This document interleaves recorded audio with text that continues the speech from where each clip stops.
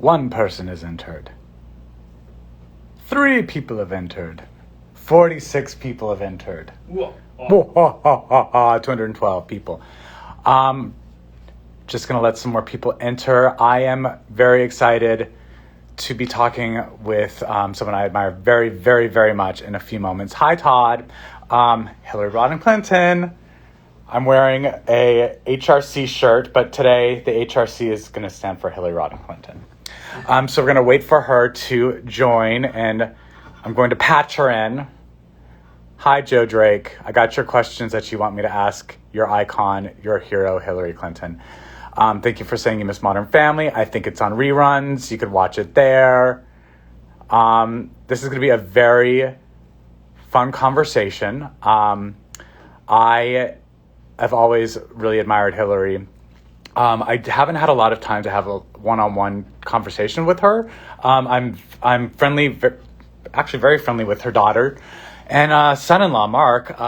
But I haven't actually had a moment where I get to just like chat with her for 30 minutes, or 20 minutes, however long we're doing this. So I'm very, very excited. So we're just waiting for Hillary to join and request to join the live. I hope everyone's quarantine is going as smoothly as it can right now, and I hope everyone's staying safe. I hope everyone's masking up and taking care of one another. Crazy that we only have how many more days till the election? I don't, like 22 weeks? 20, how many days till the election? Does anyone know? It's like 2 weeks left. Let's see. Hi, Kevin. My friends are here to watch me talk to Hillary. It's very exciting. How do I know if Hillary's requested me? 19 days till the election. 19 days till the election, Justin says. It should pop up in your requests. What if it says like 78 people requested to go live? Just come over here and help me. Okay. There's a reason why I married someone 10 years younger. Todd says 19 days till the election. Oh, Here she is. how does she join? Let's see. We're figuring this out. Go live. Okay. I'm just going to wait and say hi to her. Okay. Hello. Yay!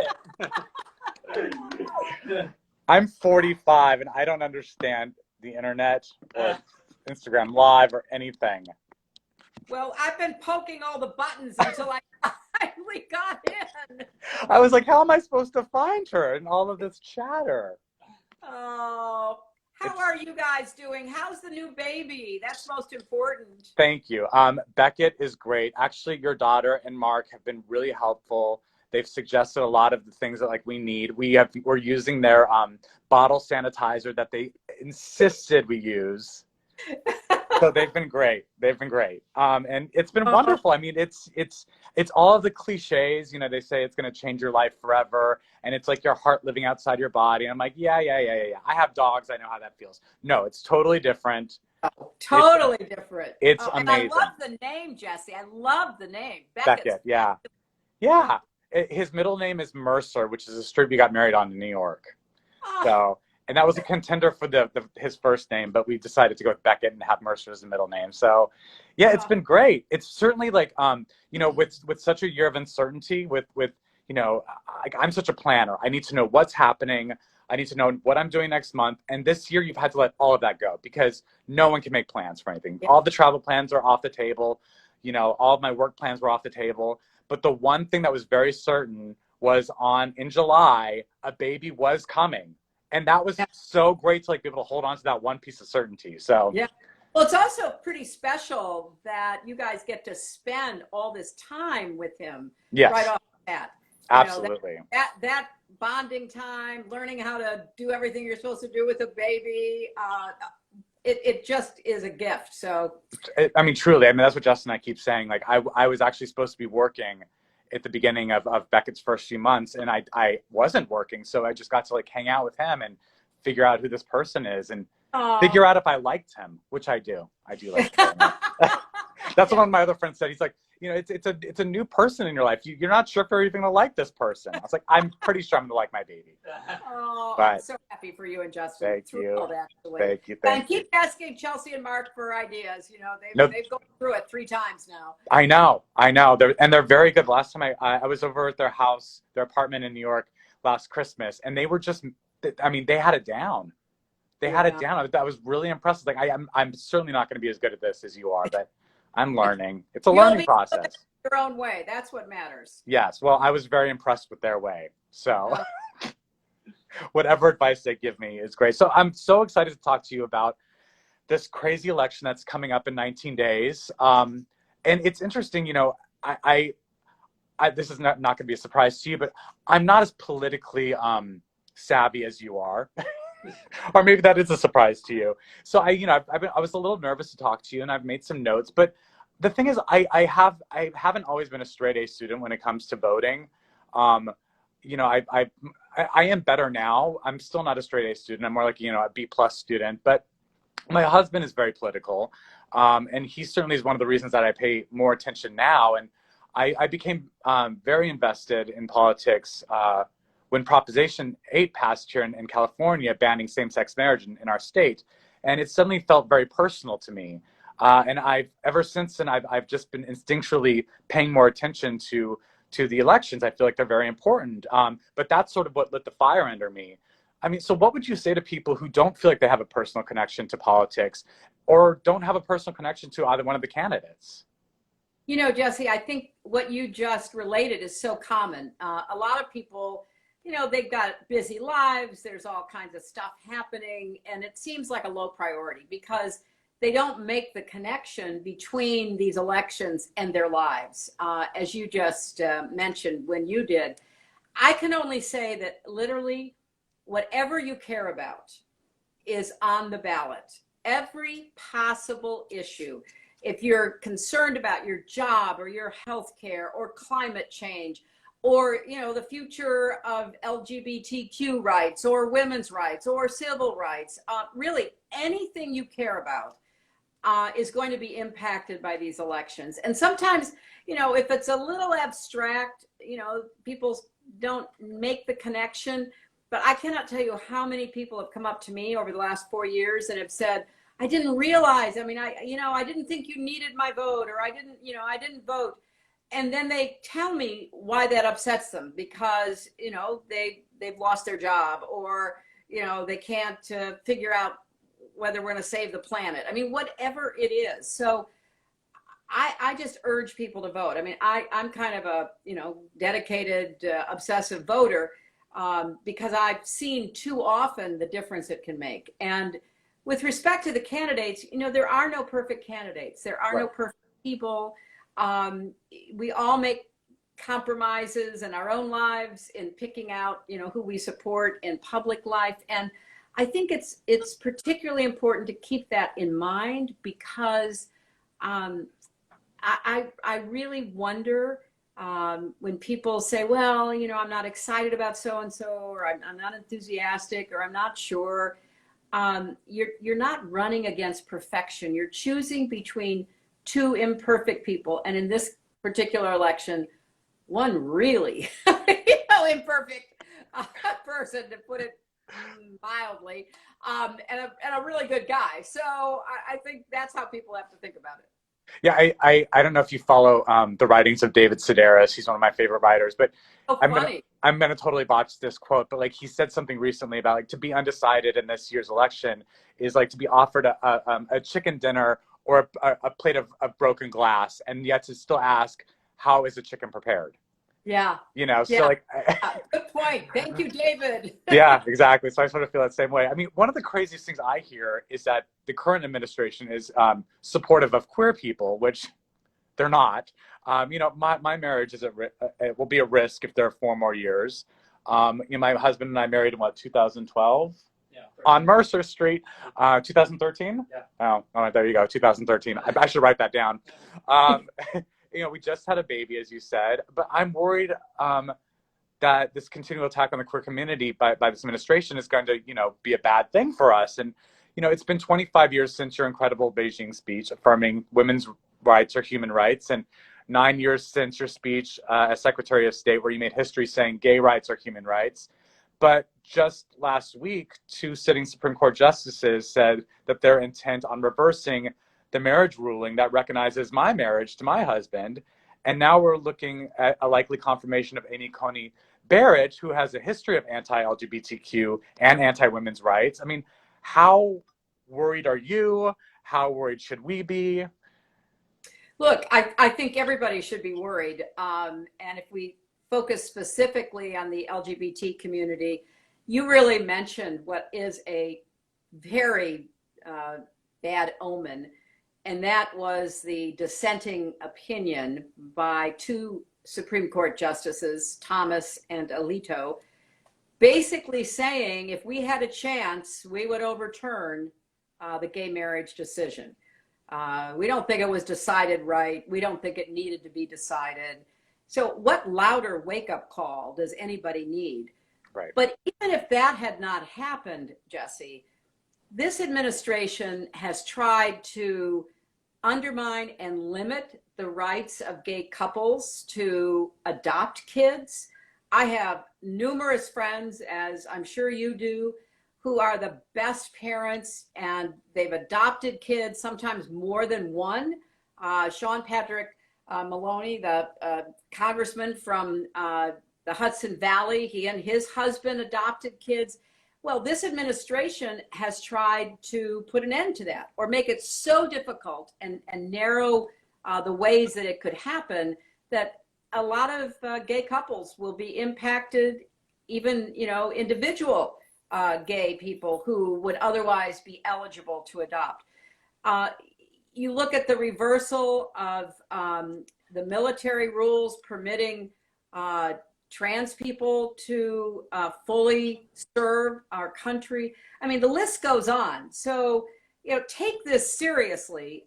Rights won have to be constantly defended against powerful forces that want to turn the clock back. And unfortunately, that's what this administration and their allies would like to do on gay issues, women's issues, civil rights, voting, you name it.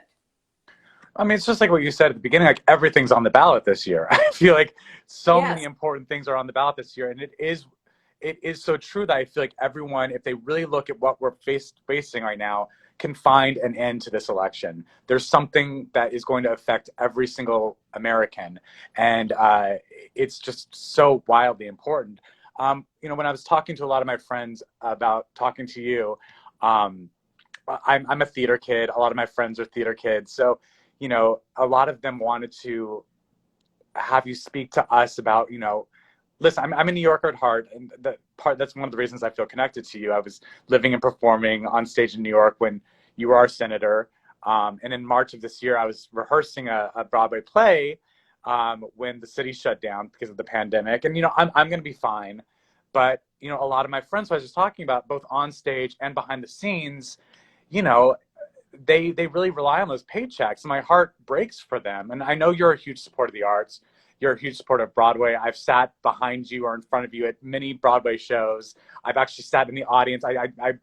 Me and your daughter have double dated and gone to the theater together.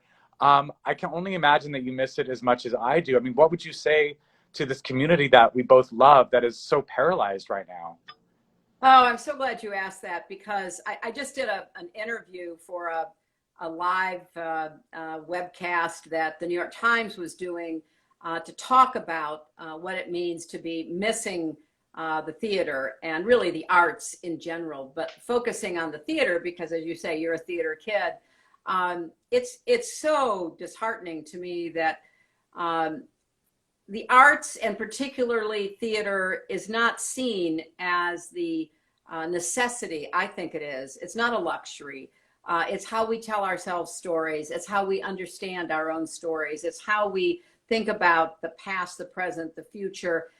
So to me, supporting arts organizations and supporting artists should be part of how we recover from this terrible economic crisis arising from COVID-19.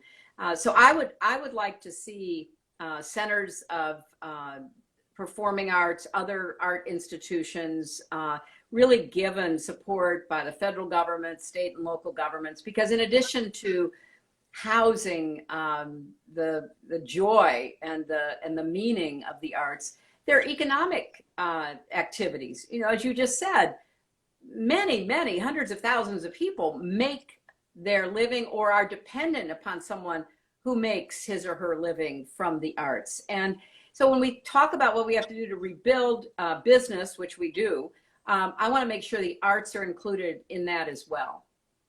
Yeah. No, I mean, I think about my friends in New York every single day. You know, we're all itching. Today, the Tony Award nominations came out. My husband was actually nominated for his third Tony. I've been in this business 25 years. I've never received a nomination. Wow. He produced, he's one of the producers on The Inheritance. Oh, he I actually, saw it. It was great, Justin. wasn't it? Yes. Yeah. Hillary liked it. Thank yeah. you. And you know, he's a Tony Award winner for Oklahoma, which I think you saw as well. Yeah. You know, but I love that the Tony Awards are happening, and it's like it's sort of a celebration of Broadway, but it is also just a constant reminder that that industry is paralyzed right now. And I just want all of my friends to know we're thinking of you. You know, Yeah. we're in this together. I can't wait to be on stage with you and in the audience watching you. I love you all so much. I mean, okay, the other thing is you've done so much for our country. I mean, first of all, thank you for everything you have done. But, you know, you really could have gone off the grid and just enjoyed the rest of your life quietly and peacefully. You have beautiful grandkids. I know you have a great place in Connecticut, I think. It's Westchester County. Westchester, yes. It's somewhere very beautiful and green. Yeah. So, I mean, but you're still out there fighting for all of us. I mean, there's obviously so much going on. There's so much at stake right now. And some days I feel completely hopeless, like giving up. What keeps you going and doing this work for this country that you love so much? Well, I mean, one thing very simply are my grandkids.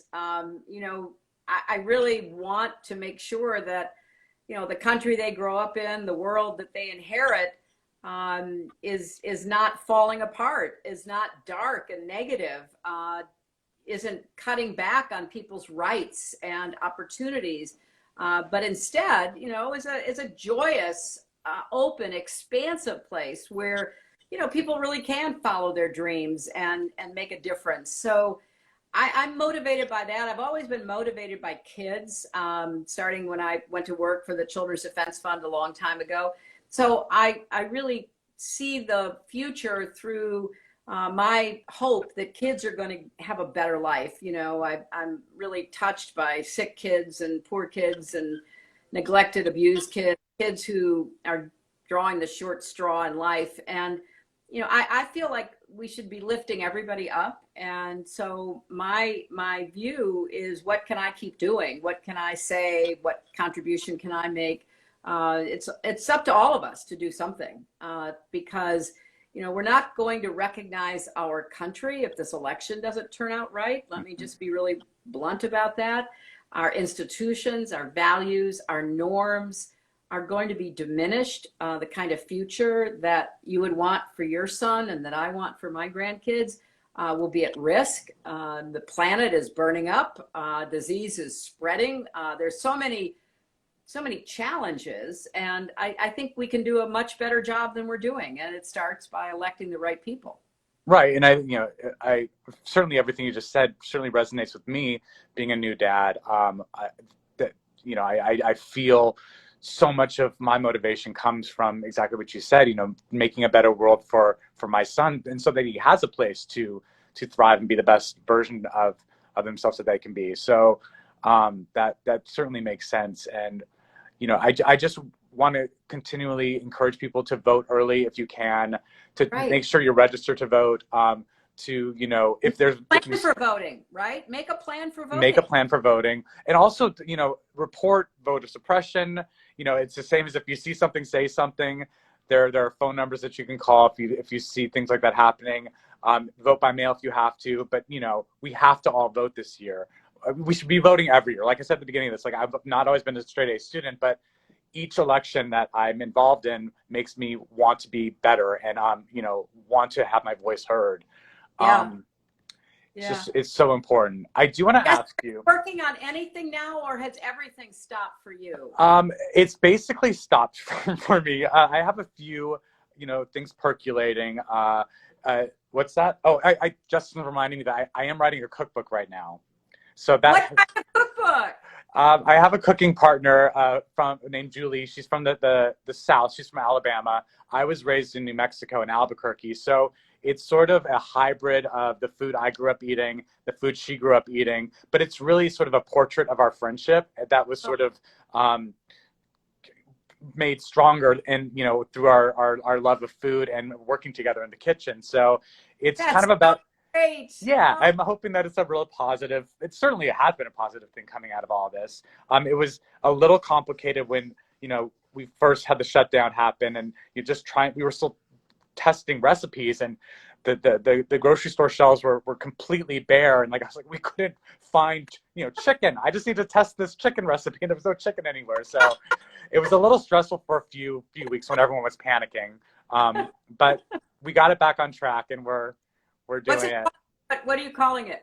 Um, we're calling it Food Between Friends, and this is actually the first time I've announced that. You're getting That is great. I Yeah. love that title. It is a good title. Food brings people together. Food between friends, among friends, with friends. I love that title. Yeah. So I'm really excited. So that's what I've been working on. We're waiting for Broadway to open back up so I can go back into rehearsal for Take Me Out, which I'm still very committed to doing. I hope that you will come and see it when that finally happens. What's the schedule for that? Do they think you'll be back in the spring? What's the deal? It's the timeline keeps getting pushed. Right now, the American Theater Wing has said nothing will happen until basically June. So that's the current plan. Who knows? I mean, I've been conditioned to not believe any timeline right now and just sort of go with the flow. That's sort of what we have to do. Yeah. But I certainly hope that it happens at the soonest possible date. I just want to make sure that people who do attend the theater feel safe. And, I know that the cast and crews can do everything that they need to do to feel safe. But if the audiences don't feel like safe sitting in those seats, then there's, really no reason to do it. So I want to make sure that, obviously that I think when we come back to theater, it's going to feel a little different. That's just the way it's going to be. But I want people to feel like they can sit in an audience and enjoy a play or a musical and not feel like it's a life or death situation. That's very important to me. I agree with that. Yeah. Well, I want to be in that audience. So Yeah. I hope it gets up and going by the, maybe the summer, late summer. You and me both.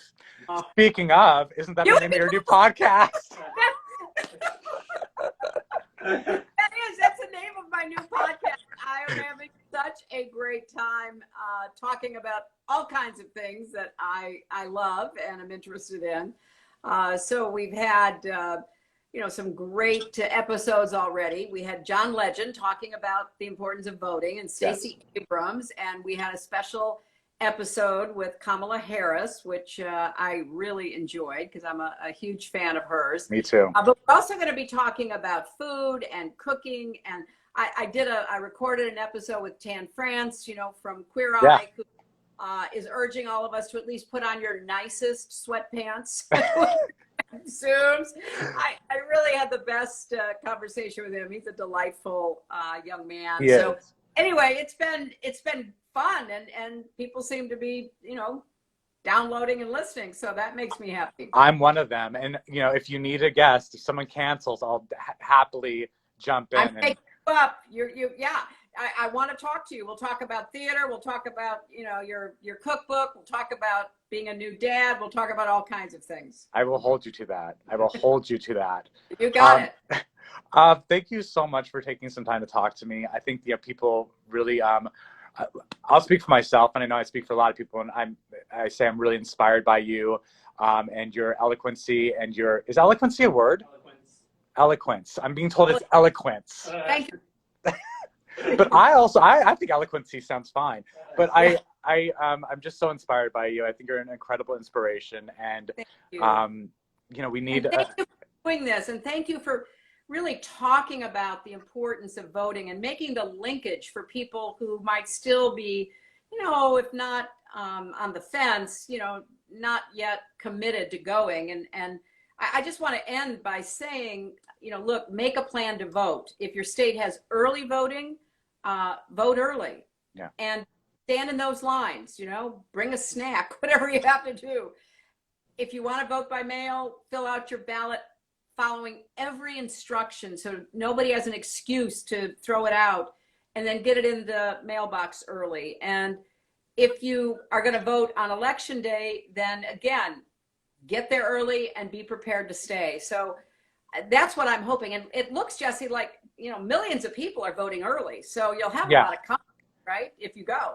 Absolutely. No, 100%. And I think part of that's because of the pandemic and people are a little nervous about being outside. But I also think that a big part of that is because people are fired up and they want to have their voices heard, and they want change.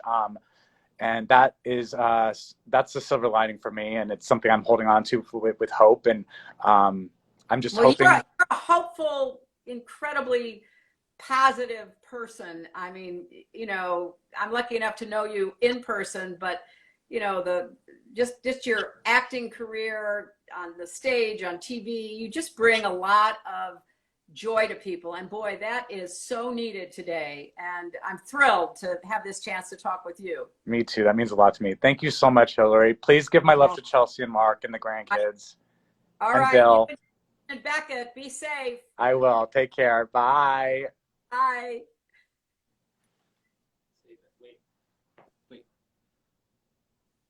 Did you now? save it? I didn't do anything. I didn't cancel. Wait, I'm still here because we have to save it. Like,